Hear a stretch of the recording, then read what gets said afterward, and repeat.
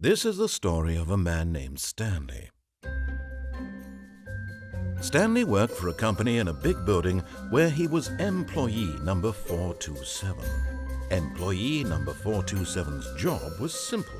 He sat at his desk in room 427 and he pushed buttons on a keyboard. Orders came to him through a monitor on his desk, telling him what buttons to push, how long to push them, and in what order.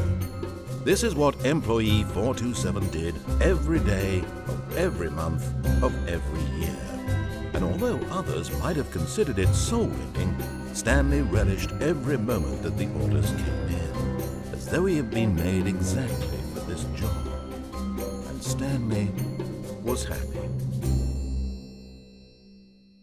And then one day, something very peculiar happened. Something that would forever change Stanley. Something he would never quite forget. One day, Stanley finds himself in a new mysterious world known as the outside. He had never seen such a place before. In fact, he didn't even know what the outside really was. He was more of an inside person, you see. Stanley was cautiously optimistic as he began to explore this new and exciting world. Stanley was very intrigued by this green, almost hairy substance. He decided to call it Boogelfingensen. A very strange name, but a name nonetheless. Stanley realized that he hadn't had anything to eat. In fact, he doesn't remember the last time he ate. Stanley decides to eat it. And Stanley decides to never eat again.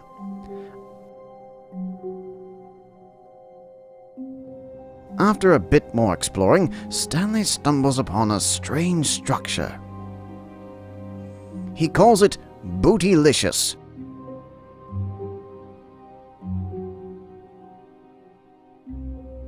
Stanley knows the way to get home was somewhere in those ruins.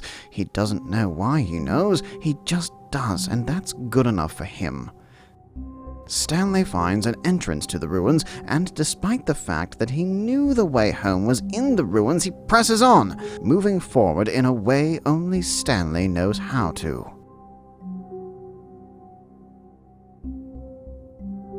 Stanley soon finds a shed.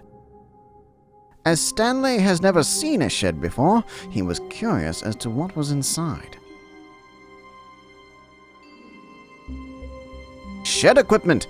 Lawnmowers, gardening tools, a bucket for crying out loud. Stanley has found the motherlode of green thumbery. However, Stanley does not know how to garden, so this is all meaningless to him. As he closes the door, he hears a peculiar noise, almost as if someone or something has been activated. Stanley is a tiny bit concerned as he exits the area and makes his way to the ruin entrance. Stanley spots a strange being. He wasn't sure how it got there, but as long as he quietly creeps around it, he should theoretically be fine.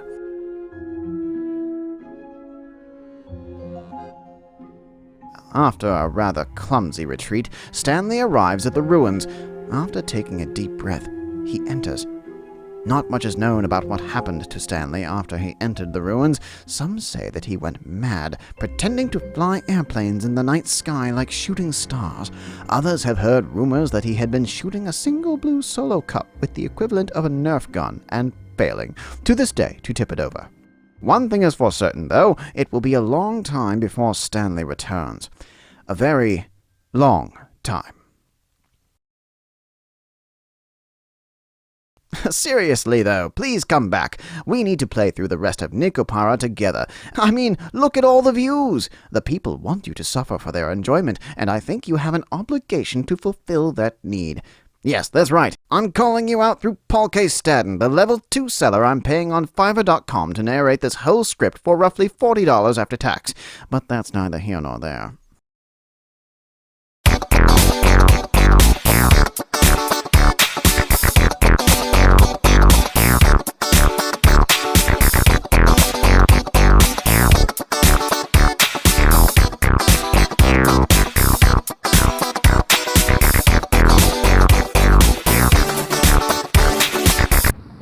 Yes, the perfect strand of grass. Do you know what this will help us do? It'll help me live.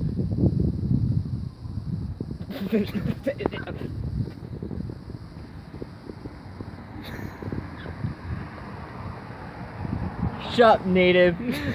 Local, not native. Yeah, local, not...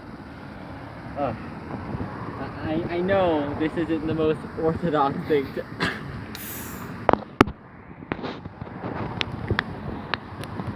Local! Why didn't you share that with me?